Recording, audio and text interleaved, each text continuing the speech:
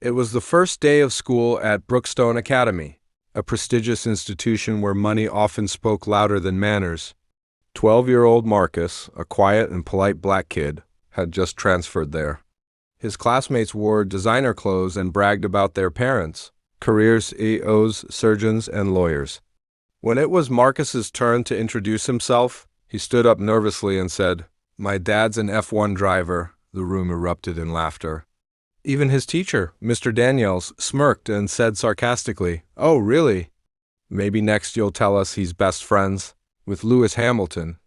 The kids laughed harder. Marcus lowered his head, embarrassed, but he didn't argue.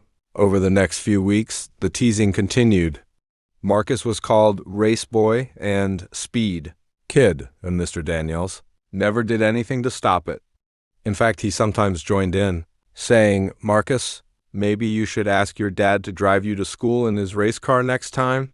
Marcus simply smiled and kept quiet, determined not to let their mockery get to him. His mother always told him, "The truth doesn't need defending, it just needs time to be seen." That day came sooner than anyone expected. Brookstone was hosting its annual Family Day, where parents visited to meet teachers.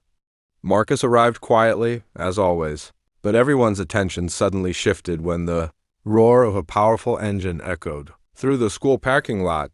A sleek red Ferrari SF90 pulled up, shining under the afternoon sun. The car door opened, and out stepped a tall, confident black man in a racing suit with the Ferrari logo and his name, Derek Lawson, embroidered across the chest. Gasps filled the air as students and teachers realized this wasn't a joke. Marcus's father was indeed a professional Formula One driver. Mr. Daniels' face went pale as Derek walked over, shook his hand firmly, and said, "I'm Marcus's dad.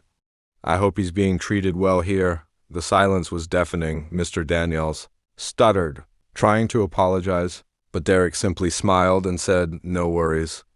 I believe people learn faster when they're humbled." Marcus looked up proudly at his dad, who placed a hand on his shoulder and said, "You handled it like a champ." From that day on, no one dared mock Marcus again. Instead, he became the most admired student in school, not because of his father's fame, but because of his quiet strength and grace.